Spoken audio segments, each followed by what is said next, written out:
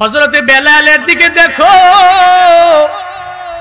ওই বেলাল সাদা না কালা?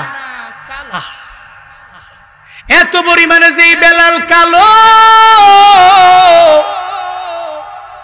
যেই বেলাল হাসি দিলে শুধু সাদা দাঁত দেখা যায়, ওই বেলালের দাম আমার রবের দরবারে এত পরিমাণে বেশি। আবু জাহালের দাম রবের দরবারে নাই। আছে?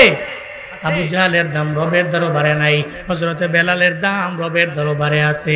কেন রে? ওই বেলালের ভিতরে ঈমান আছে, আবু জাহালের ভিতরে ঈমান নাই।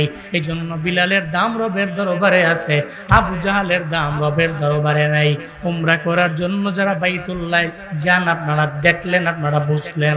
আপনারা যখন প্রথমে তাওয়াফ করলেন, 7 বার তাওয়াফ করার পরে এরপরে সাই করার জন্য আপনারা সাফা টু মারওয়ায় দৌড়ে যান।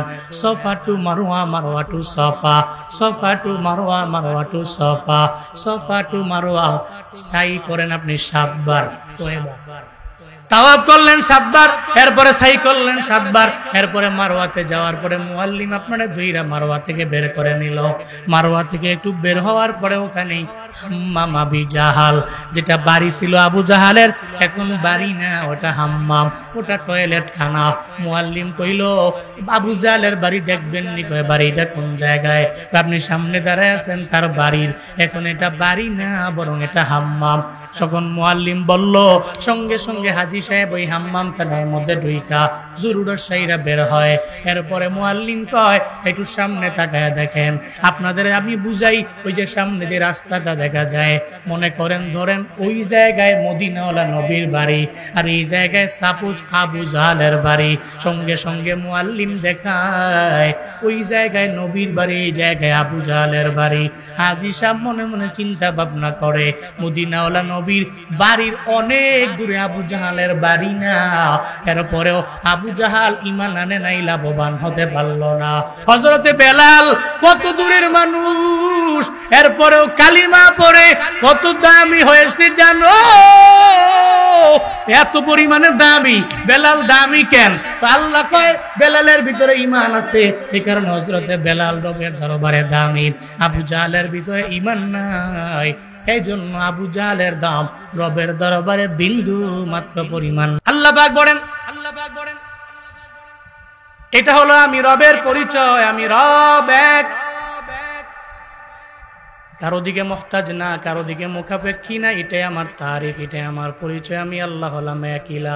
লাউ কানা ফীহিমা আলিহাতুন ইল্লাল্লাহু লাফাসাদাতা। আল্লাহ কয়, আমি আল্লাহ ছাড়া দ্বিতীয় নাম্বার যদি কোনো ইলা দুনিয়ার মধ্যে থাকতো, তাহলে এক ইলায় কইতো, এই দিগলবাগের এই ইসলামী যুব সংঘের মাহফিলে আজকে বৃষ্টি দিয়া তুফান দিয়া উড়ায়া দাও। আর এক ইলায় কইতো, না, এরা পরিশ্রম করলো, এত পরিমাণে কষ্ট করলো, এদের প্যান্ডেলের মধ্যে তুফান দেওয়া যাবে না, এদের এলাকার মধ্যে বৃষ্টি দেওয়া যাবে না। তখন দেখা যেত দুই ইলা দুই কথা বলার কারণে ফাসাদ সৃষ্টি হয়ে যেত। আল্লাহ কয়, রে গুনাম, আমি আল্লাহ তোর এক, সিদ্ধান্ত আমি আল্লাহ নেই, যখন যেটা মন চায় এটা আমি আল্লাহ করব। আবার করতে গেলে লেবারও লাগবে না, শ্রমিক লাগবে না, কিচ্ছু লাগবে না।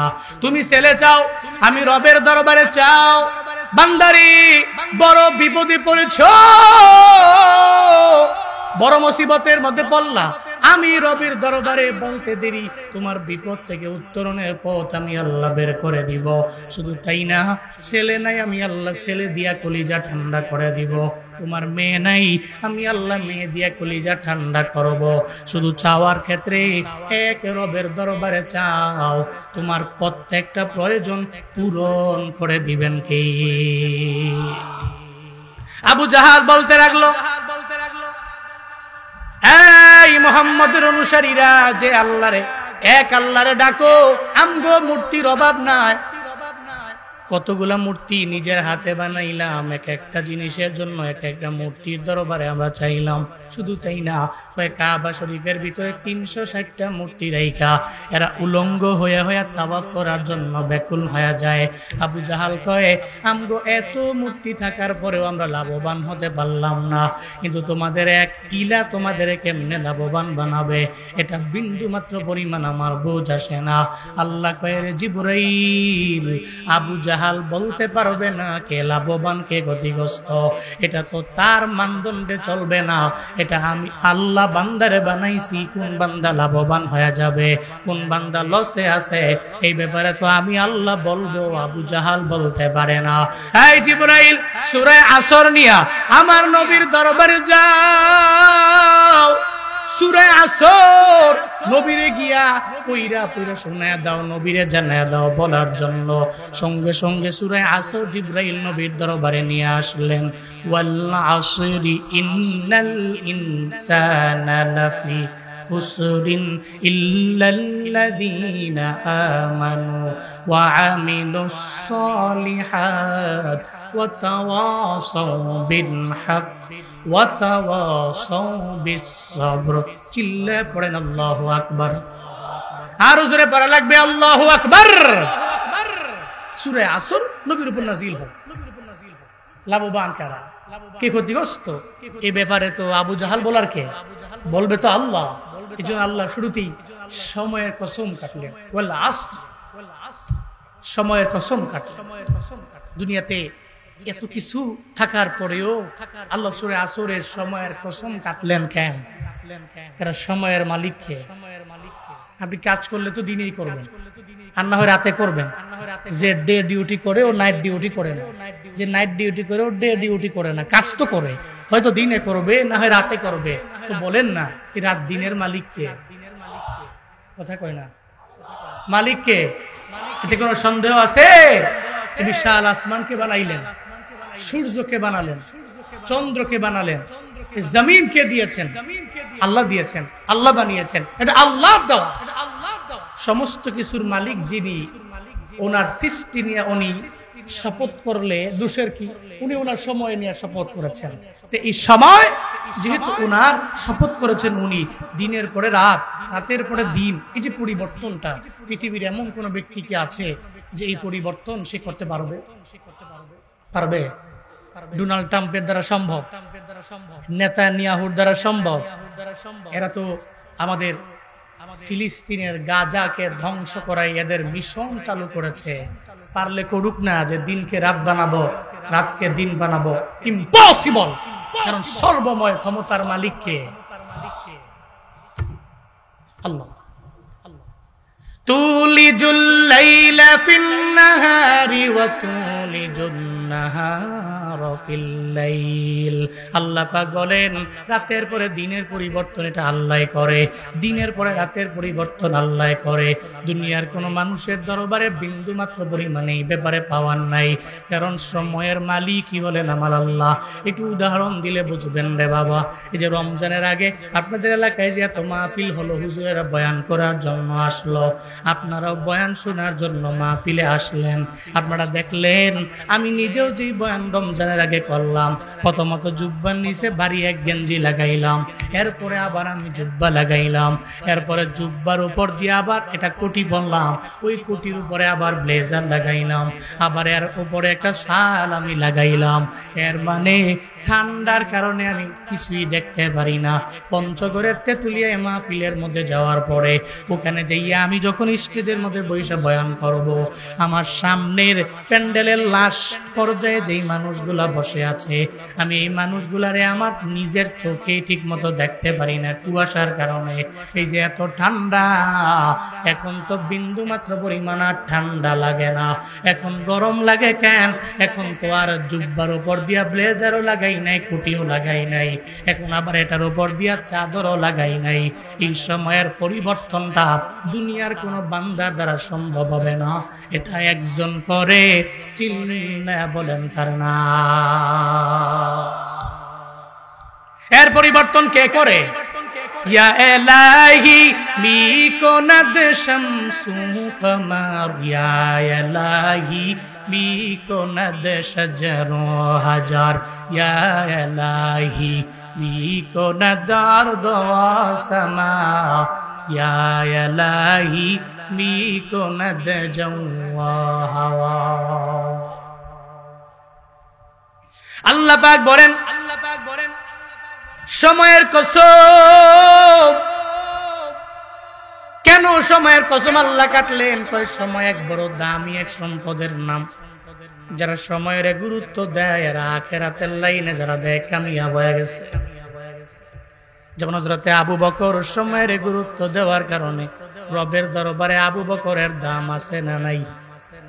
আসেনি? যেমন হযরতে ওমর সময়ের ব্যবধানে কালেমা যখন বলল না, মদিনাওয়ালা নবীর গর্দান নেওয়ার জন্য যখন রওনা, ওই সময়টার মধ্যে হযরতে ওমরের দাম রবের দরবারে নাই।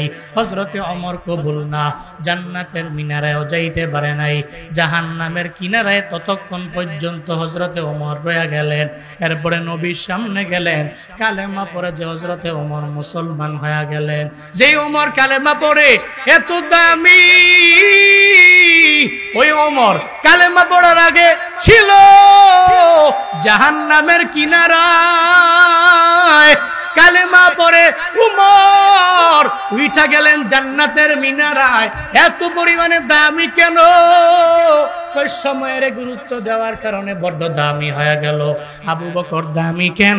ওই সময়ের গুরুত্ব দিয়ে দিল, এজন্য আখিরাতের লাইনে বড় দামি। হযরতে ওমর দামি কেন? ওই সময়ের গুরুত্ব দিয়ে দিল, এ কারণে দামি। আমরা দিতে পারি না।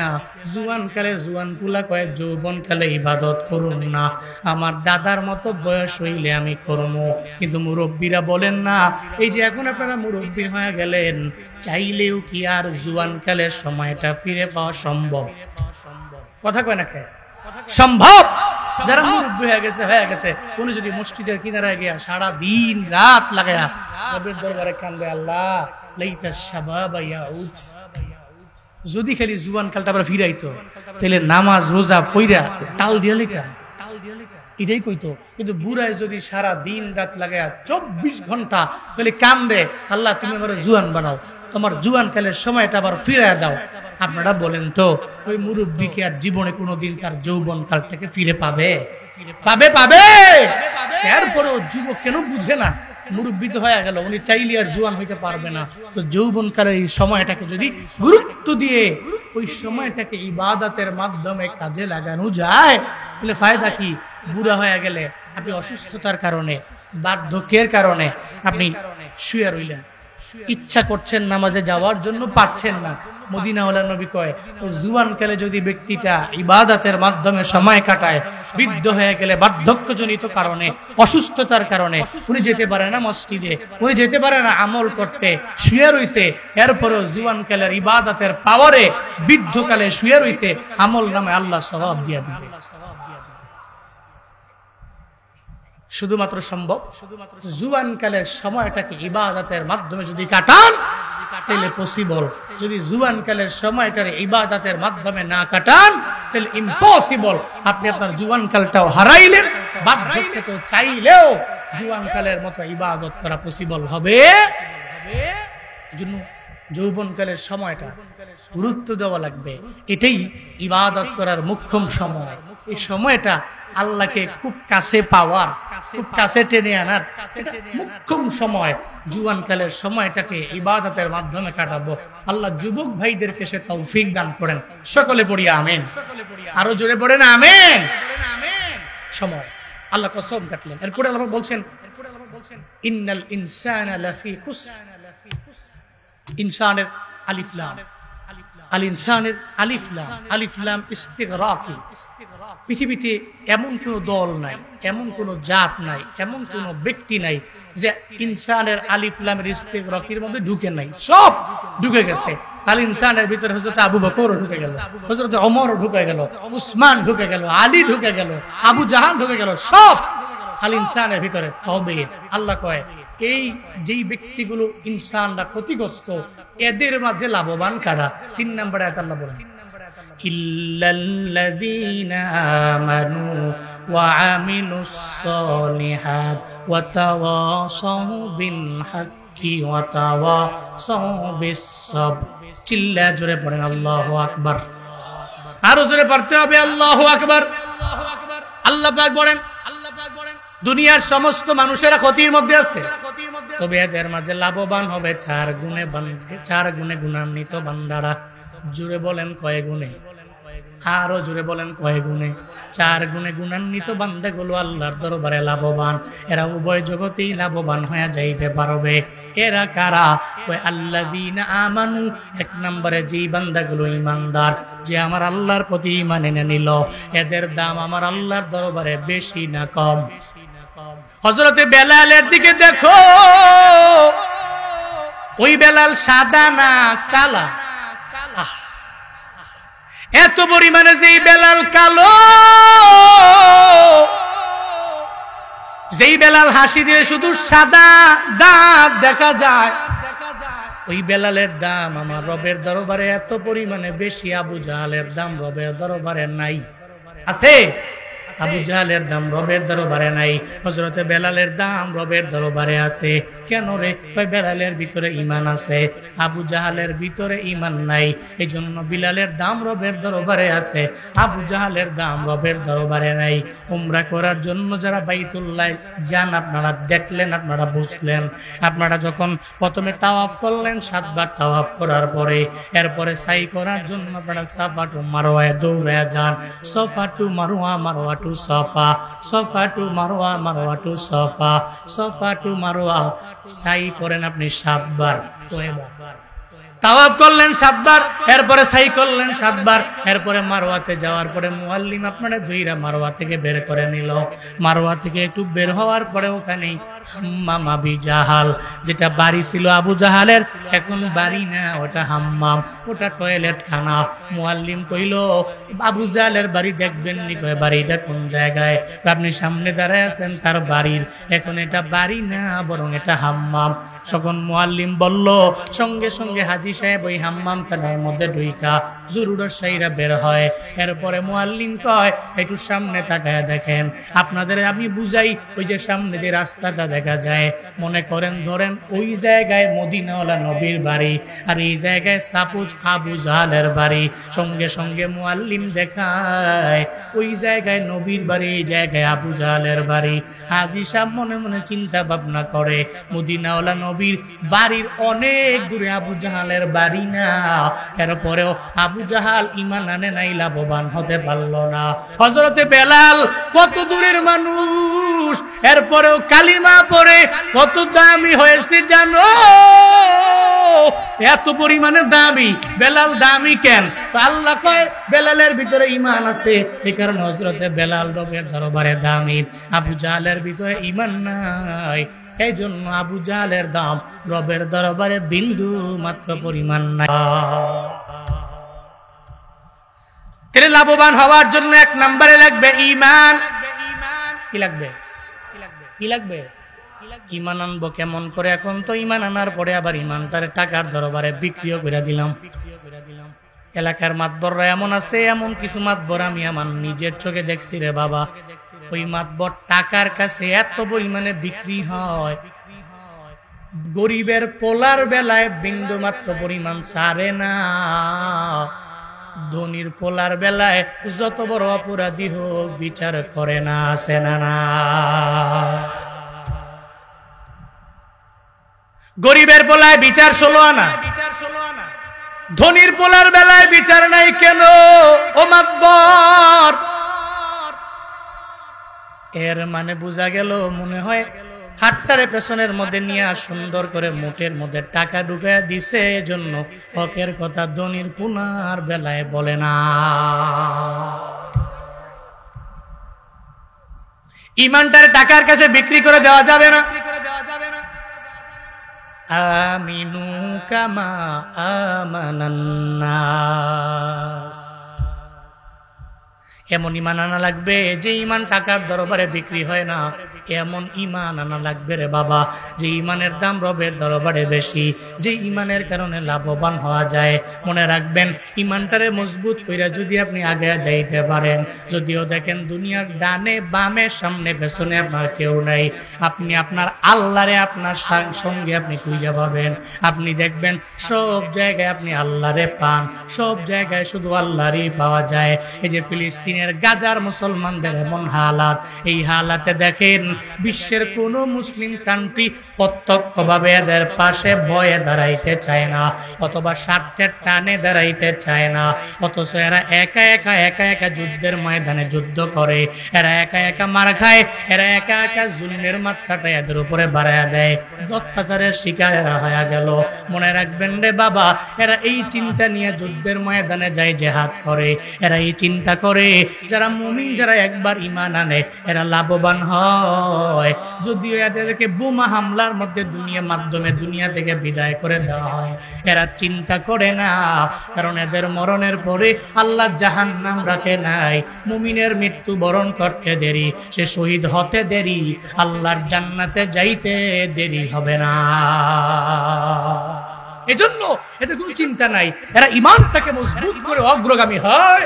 এরা জানে আমার মৃত্যু হলো আমার লেগ, আমার খাল, আমার প্রতিবন্ধকতা, বরণ করতে দেরি, আমার রব আমাকে জান্নাতে প্রবেশ করাতে দেরি করবে না। চিল্লায় পড়েন আল্লাহু আকবার। এই সময়ে সে ঈমানওয়ালা, জাগ্রত ঈমানওয়ালা যারা, হযরতে ওমর, হযরতে আমির হামজা, হযরতে খালিদ বিন ওয়ালিদ, কেমন কিছু লোক দরকার যাদের ঈমানি জাগরণ হবে অনেক বেশি, যাদের ঈমানি পাওয়ার হবে, ঈমানি শক্তি হবে অনেক বেশি। আল্লাহ, এতগুলো মানুষ নিয়ে তোমার দরবারে আবদার জানাই, এমন কিছু মানুষ তুমি তৈরি করে দাও যে মানুষগুলো হযরতে খালিদ বিন ওয়ালিদের মতো হবে, সারা বিশ্বের সমস্ত মুসলিমকে ইউনিটির মধ্যে আনার জন্য, ঐক্যের ভিতরে আনার জন্য সে কাজ করবে। এমন একজন মানুষ সারা বিশ্বের মধ্যে তুমি তৈরি করে দাও। সকলে চিল্লায়া পড়ে না আমিন, আরো জোরে পড়ে না আমিন। ফিলিস্তিন আর কাশ্মীরে কাছে দুঃখে দুঃখে, কে আছে আর দাঁড়ায় পাশে তাদের মন দুঃখে। ফিলিস্তিন আর কাশ্মীরে কাছে দুঃখে দুঃখে, কে আছে আর দাঁড়ায় পাশে তাদের মন দুঃখে। একটা খালিদ পাঠাও তাদের করতে আহ্বান, করতে আহ্বান। একটা ওমরে জামানায় দাও হে মেহেরবান, একটা ওমরে জামানায় দাও হে মেহেরবান। দিনের তরে অকাতরে, দিনের পথে অকাতরে বিলিয়ে দেবে প্রাণ। একটা ওমর এই জামানায় দাও হে মেহেরবান, একটা ওমর এই জামানায় দাও হে মেহেরবান, একটা ওমর এই জামানায় দাও হে মেহেরবান। সকলেই পড়ি আমিন। আল্লাহ এমন একজন ওমর দান করেন, এমন খালিদ দান করেন, যারা যে ব্যক্তি সারা বিশ্বের সমস্ত মুসলিমকে ইউনিটির মধ্যে আনবে। ভরপুর মজলিস থেকে গাজাবাসীর জন্য দোয়া করি, ফিলিস্তিনের জন্য দোয়া করি। আল্লাহ ফিলিস্তিনের মুসলমানদেরকে আপনার কুদরতি হাতে আপনি রক্ষা করেন। সকলে পড়ি আমিন। ইসরায়েল নামক দেশটাকে আল্লাহ পৃথিবী থেকে ধ্বংস করে দেন। সকলে পড়ি আমিন। এই জালেমের প্রাপ্য যাতে আমরা আমাদের নিজের চোখে দেখে যেতে পারি, আল্লাহ সে তৌফিক সবাইকে দান করেন। সকলে পড়ি আমিন। আমার বন্ধু, বিশ্বজয়ীকারী, সারা দেশ বিদেশ, দেশ বিদেশ যার পদচারণা, হযরত মাওলানা কারি জুবায়ের আহমদ তাশরীফ সাহেব আসছেন। আপনাদেরকে মন খুলে প্রাণ খুলে বয়ান শোনাবেন, ইসলামী নাশিদ পরিবেশন করবেন, নাতে রাসূল বলবেন, শোনাবেন। আপনারা শুনবেন তো ইনশাআল্লাহ? শুনবেন তো ইনশাআল্লাহ? আল্লাহ তৌফিক দান করেন। সকলে পড়ি আমিন। ভাই সব আমি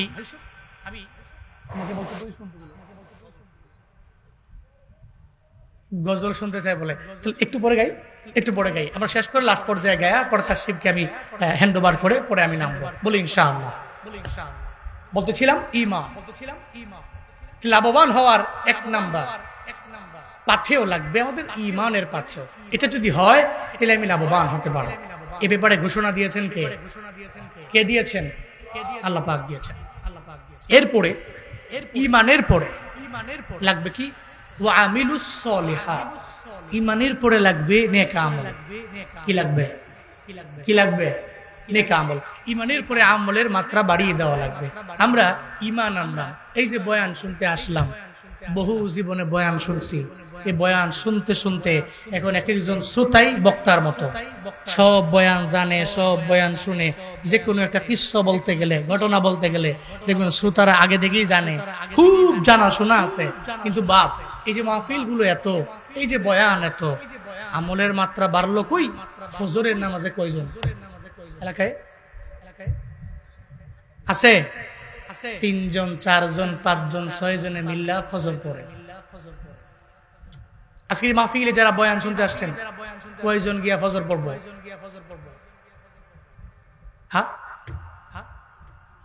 সারা দুনিয়ার সমস্ত মাহফিল যদি এক পাল্লায় দেন, আর এক পাল্লায় ফজরের নামাজের 2 রাকাত ফরজ সালাত দেন, আমার কাছে তো মনে হয় অফকোর্স দুনিয়ার সমস্ত মাহফিলের পাল্লাটা হালকা হয়া ফজরের নামাজের 2 রাকাত ফরজ সালাতের পাল্লা ভারী হয়ে যাবে। তাহলে বয়ান শুনা ফজর পড়বো না ছাড়বো? বলেন না, বয়ান শুনা ফজর পড়বো না ছাড়বো? আল্লাহ তৌফিক দান করেন, সকলে পড়ি আমিন। এটা আমার পরিচয়, আমার ইমানের পরে কালিমা, নামাজ, রোজা, হজ, যাকাত, এটা আমার পরিচয়। এটা কি পরিচয়? এটা আমার তারিফ। বুনিয়াল ইসলাম আলা খামসিন, শাহাদাতি আল্লাহ ইলাহা ইল্লাল্লাহ ওয়া আন্না মুহাম্মাদুর রাসূলুল্লাহ ওয়া ইকামিস সালাহ ওয়া ইতাইজ যাকাত ওয়াল হজ ওয়া সাওমি রমাদান। যেমন ছোটবেলায় আমরা পড়তাম মক্তবে নুরানিতে, ইসলামের ভিত্তি 5টি, কালিমা, নামাজ, রোজা, হজ, যাকাত, এই 5টি ইসলামের ভিত্তি। পড়েন নাই? এজন্য আপনি ওখানে বললেন ইসলামের ভিত্তি, মূল, গোড়া, ফাউন্ডেশন, রোড, আসল 5টা। প্রথমে কালিমা, আপনি কালিমা পড়লেন, ঈমান আনলেন, ঈমান আনার পরেই আপনার নামাজ, এটা আপনার পরিচয়। যে তকদির খারাপ, ঈমান আনলাম ঠিকই, 5 ওয়াক্ত নামাজের 1 ওয়াক্তও পড়ি না। এমন কিছু ব্যক্তি সমাজে আছে, পশ্চিম কোন দিকে ভুলে আসারও খায় না। আছে না নাই? আছে না নাই? অথচ আপনার পরিচয় তো নামাজ, আপনার পরিচয় তো রোজা, আপনার পরিচয় তো আমল। তুমি রমজান এলে রাখো না রোজা, দিনকে করো আঘাত, পয়সা কড়ির নেই তো অভাব, দাও না তো যাকাত। তুমি ইমানদারির বড়াই করো, নেই তোমার ঈমান, ইমানদারির বড়াই করো, নেই তোমার ঈমান। তুমি কেমন মুসলমান, তুমি কেমন মুসলমান, কেমন মুসলমান, তুমি কেমন মুসলমান। তুমি সুদের টাকায় প্রাসাদ গড়ো, ঘুষ ছাড়ো না, দিন দুঃখী না খেয়ে মরে খবর রাখো না।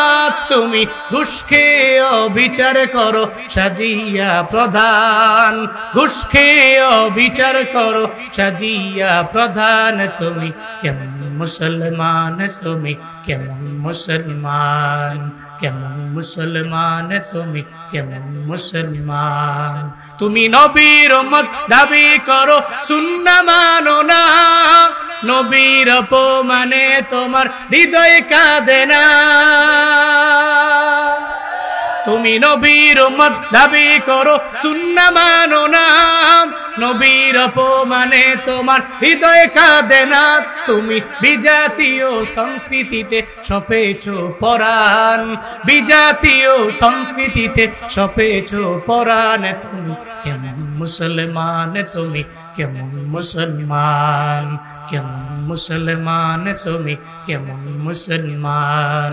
নামাজের সাথে নাই পরিচয়, মানো না কোরআন, নামাজের সাথে নাই পরিচয়, মানো না কোরআন। তুমি কেমন মুসলমান, তুমি কেমন মুসলমান, কেমন মুসলমান, তুমি কেমন মুসলমান। ঠিক কিনা? ঠিক কিনা? পরিচয় কেমন আপনার? আপনার পরিচয় তো নামাজের, আপনার পরিচয় তো রোজার, আপনার পরিচয় তো যাকাতের, আপনার পরিচয় তো সুদ মুক্ত টাকা, আপনার পরিচয় তো ঘোষ মুক্ত আর্ন, আপনার একটা পরিচয়। আপনার পরিচয় নবীর সুন্নতের উপরে আমল, এটা আপনার পরিচয়। কিন্তু পরিচয় যেটা দিয়া ওইটা যদি ভুলে যাইতে হইল কেমন? তাহলে আমি খাঁটি মুসলমান হইলাম কেমন? আপনার এলাকায় হিন্দু আছে? কম। বেশি না কম? অল্প। থাক, অল্প হইলে অল্প। হিন্দু, একজন হিন্দু এরা কি বাজার করে না? কোথা করে কে? উনি মুদি দোকানে মাল কেনার জন্য যায় না? উনি যে মুদি দোকানে যায়, আপনি মুসলমান, উনি ওই দোকানে ঢুকছে দেখা আপনি কি ঢুকেন নাই? ঢুকছেন না? ঢুকছেন। হিন্দু যে মুদি দোকানে যায়, আপনি সেই মুদি দোকানেই যান। এরপরে আপনি পাঞ্জাবি পড়েন, হিন্দুরা কি পাঞ্জাবি পড়ে না? আপনার গালে দাড়ি আছে, হিন্দুর গালে দাড়ি আছে না নাই? দেখবেন আছে। যেমন রবীন্দ্রনাথ ঠাকুর, দাড়ি বড় না ছোট? কথা কয় না কেন? এই জন্য কি রবীন্দ্রনাথ মুসলমান? তাইলে রবীন্দ্রনাথের গালে দাড়ি আছে, আপনার গালেও দাড়ি আছে, সে তো হিন্দু, আপনি মুসলমান। আবার অনেক হিন্দু আছে, আপনি যেমন গরু গোশত খান, ওনারাও গরু গোশত পাইলে ছাড়ে না। আছে না নাই? আমার কাছে আছে প্রমাণ। আমি আমার এলাকায় অনেক হিন্দু আছে, আমাদের গ্রামে অনেক হিন্দু আছে। আমি গ্রাম থেকে বের হয়ে একদিন প্রোগ্রামে যাব, তো বাজারে আসার পরে আমার গাড়ি থামাইছে হিন্দু একজন, তো গ্লাস নামাইলাম, বললাম কি কারণে?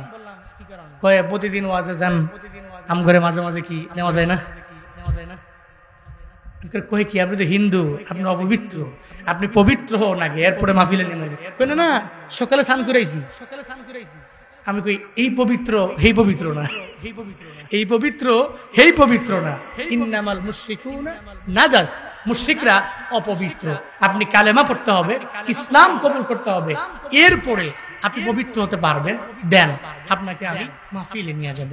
আমি বললাম হঠাৎ করে এই যে আপনি আসলেন আমাকে ডাইকা হঠাৎ করে মাহফিলে যাওয়ার জন্য কেন বললেন? কি মনে কোনো আশা আছে বলেন দেখি? সে বলল আমরা তো জানি হুজুরকে খাওয়ান ভালো। কি জানে? সারা দেশের মানুষ আর কিছু জানুক আর না জানুক, এতটুকু জানে হুজুরকে খাওয়ান ভালো। যাক আলহামদুলিল্লাহ, এরপরেও তো আমাকে শুনাম আমাকে খাওয়ান ভালো। হুজুরকে তো বদনাম বেশি। হুজুর খালি একটু যদি আলিশান জুব্বা পরে হাঁটে, দেখছো নি এ দেড় দিকে মুলুবি কি সুন্দর জুব্বা পড়ছে, হে সাবা। শুধু তাই না, হুজুর যদি একটু দৌড়ে যায়, দেখছো নি দাওয়াত মানে 3টা জায়গায় সাইডটা আছে, অস্থির হয়ে গেছে দাওয়াতের লেগে। একটু আস্তে আস্তে হাঁটলে দেখছো নি মোল্লা খাইয়া ফ্যাট লইয়া হাঁটতে পারে না। বিপদ, চারদিকে বিপদ। সারা দেশের মানুষ কিছু না জানলেও এটা জানে হুজুরকে খাওয়ান বালা, মোল্লার খাওয়ান বালা, এরপর আলহামদুলিল্লাহ খাওয়ান বালা। ঠিক আছে, আপনারা যেহেতু কোন খাওয়ান বালা, আলহামদুলিল্লাহ আমরাও কই খাওয়ান বালা। তো হিন্দুরে গেলাম, ঠিক আছে খাওয়ান বালা, তুমি কি কও? আমার একটু মন চায় আমাদের লোকে মাহফিলও যায়। আমি জানি এমন কোনো মাহফিল নাই যে মাহফিলে গরু গোশত দেয় না। অনেকদিন খাই না বাড়ির, কারণ আমার মায়ও খায় না, আমার বাবাও খায় না, এরা কেউ গরু গোশত আনেও না, খাইতেও পারি না। আমি চাই আপনার সাথে মাহফিলে গিয়া গরু গোশত দিয়ে দুইটা ভাত খাই। এর মানে বোঝা গেল হিন্দু গরু গোশত খায়, মুসলমানেরাও খায়। বাজারের দোকানের মধ্যে হিন্দুও গেল, আমিও গেলাম।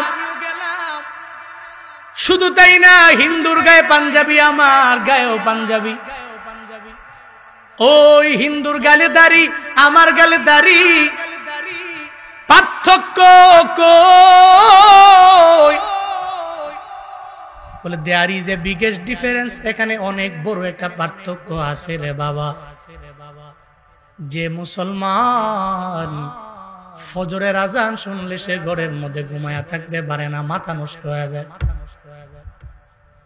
মুয়াজ্জিন যখন ডাকে হাইয়া আলাস সালাহ, নামাজের দিকে আসো, মুয়াজ্জিন যখন ডাকে হাইয়া আলাল ফালাহ, কল্যাণের দিকে আসো,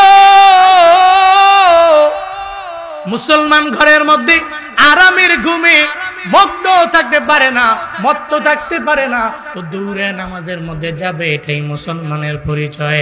একটা হিন্দু ঈদের ময়দানে যাবে না, একটা হিন্দু ফজরের নামাজের মধ্যে যাবে না, ও জোহরে যাবে না, ও আসরে যাবে না, মাগরিবে যাবে না, ও এশায় যাবে না, ও কালেমাও পড়বে না, নামাজের মধ্যেও যাবে না। আপনাকে বলাও লাগবে না, দূরে নামাজের মধ্যে চলে যাবেন। আর তারে বললেও কাশি দিয়া বাইন্দাও নামাজে নেওয়া যাবে না। ও আল্লাহর বান্দারা, তাহলে বুঝা গেল তার মাঝে আমার মাঝে পার্থক্য হলো নামাজ।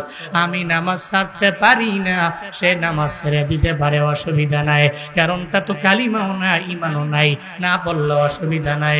আজকে থেকে নিয়ত করে নিব, একটা হিন্দুর জন্য নামাজ ফরজ না, ওয়াজিব না, সুন্নত না, কারণ সে কালেমাই পড়ে নাই, মুসলমান হয় নাই। ও নামাজ পড়লেও রবের দরবারে কবুল না। আমগো অন্তরের মধ্যে কালিমা আছে, ইমান আছে, আমগো নামাজ লাগবে কি লাগবে না? আল্লাহ পাক বলেন লাভবান হবে 1 নম্বরে ঈমানওয়ালারা। 2 নম্বরে কারা লাভবান জানো? ঈমানের পরে নেক আমল করনেওয়ালা বান্দা বড় দামি। ইমানের পরে আমলের লাইনে যেই বান্দা অগ্রগামী হয়ে গেল, ওই বান্দা বড় দামি। যেই বান্দা আমলের লাইনে দৌড়াইলো, দামি। 3 নম্বরে কে দামি? ওয়াতাওয়াসাউ বিল হক, একে অপরকে হকের ব্যাপারে যে দাওয়াত দেয়, ও রবের দরবারে দামি। এই হকের ব্যাপারে মানুষের দাওয়াত দিবেন, নিজেও হকের উপরে থাকবেন, মানুষকেও হকের ব্যাপারে উপদেশ দিবেন, অ্যাডভাইস দিবেন। বাতিলের পক্ষে নিজেও যাবেন না, আর একজন ব্যক্তি বাতিলের পক্ষে যায়, ওই ব্যক্তিকে দূরে রাখবেন, এটাই আপনার কাজ হবে। আল্লাহ তো আপনাকে দামি বানালেন, আল্লাহ আপনারে সম্মানী বানালেন। আপনার তো দুনিয়াতে থেকে কিছু কাজ আছে।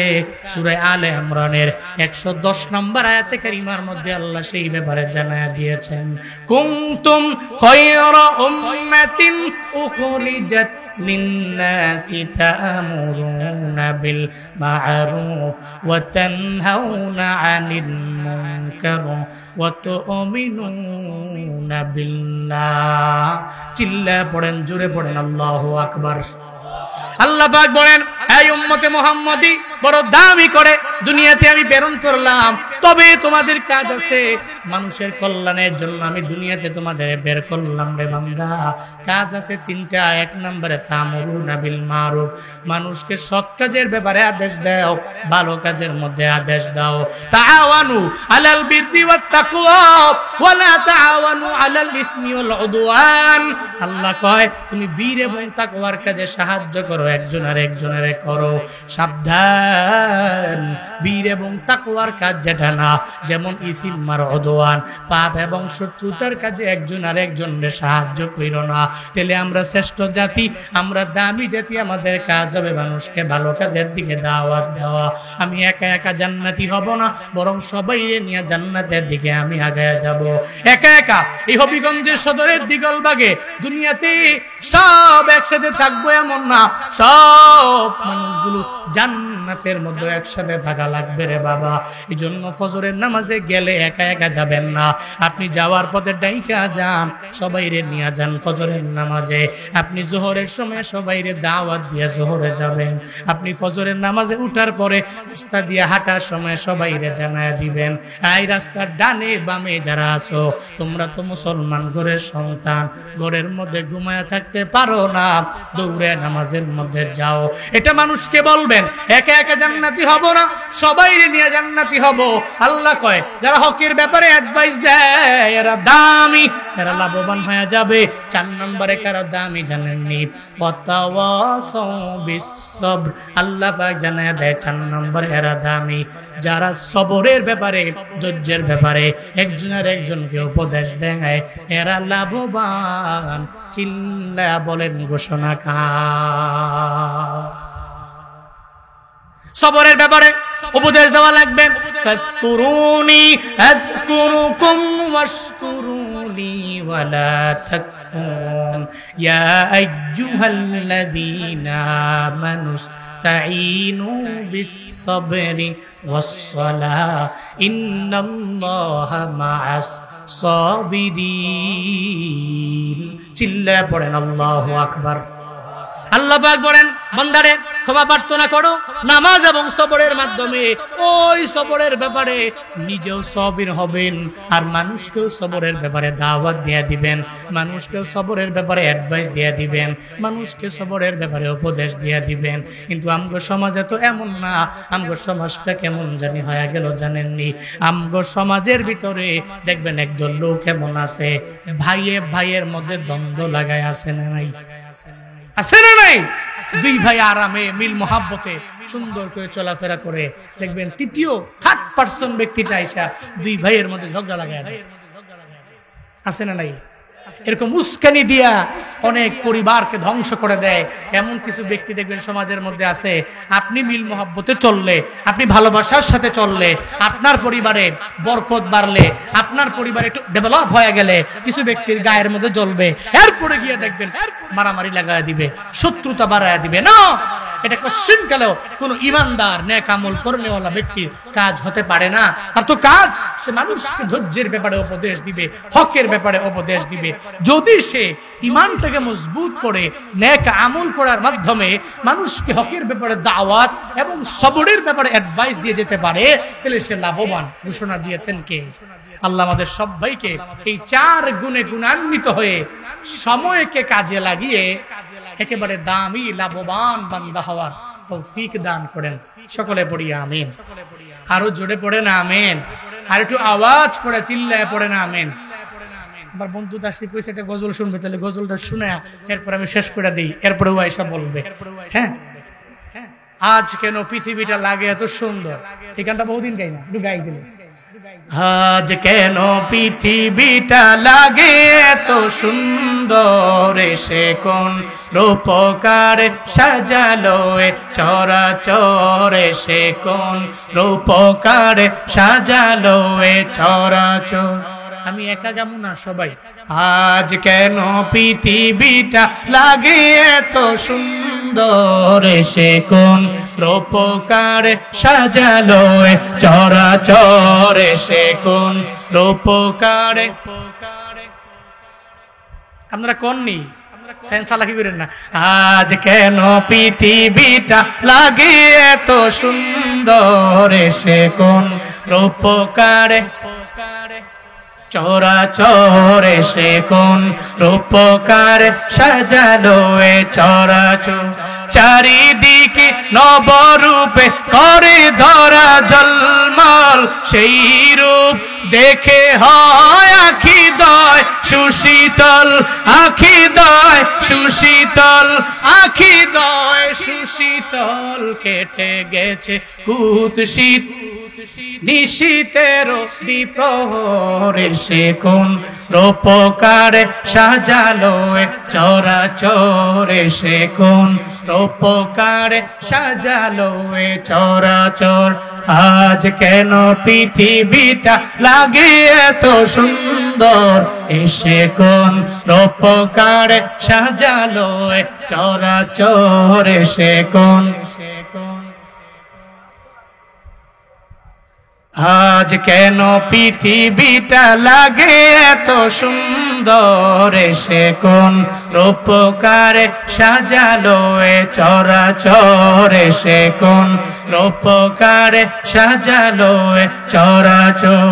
উল্লাস করে আজ সাহারার লুহাওয়ায় ফুরাতির জলরাশি, কুলে কুলে উছলায়, কুলে কুলে উছলায়, কুলে কুলে উছলায়। পর্বত চূড়া হতে নেমে আসে নির্ঝর, এসে কোন রূপকার সাজালো চরাচর, সে কোন। আজ কেন পৃথিবীটা লাগে এত সুন্দর, সে কোন রূপকার সাজালো চরাচর, সে কোন রূপকার সাজালো চরাচর, সে কোন রূপকার সাজালো চরাচর, সে কোন রূপকার সাজালো চরাচর।